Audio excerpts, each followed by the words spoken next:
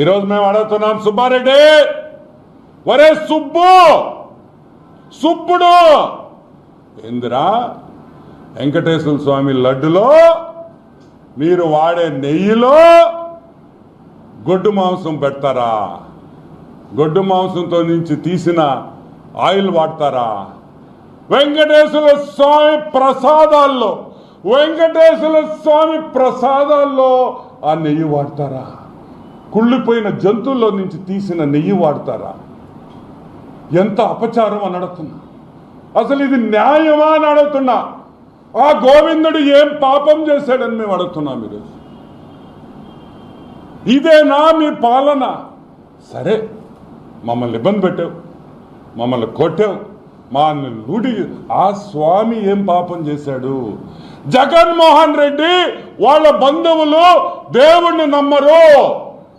మేము పదే చెప్తున్నాం, తిరుమలలో అన్యాయాలు జరుగుతున్నాయి, వీళ్ళకి అసలు వెంకటేశ్వర స్వామి మీద నమ్మకం లేదని ఆ రోజు అన్నాం. ఈరోజు రుజువైంది.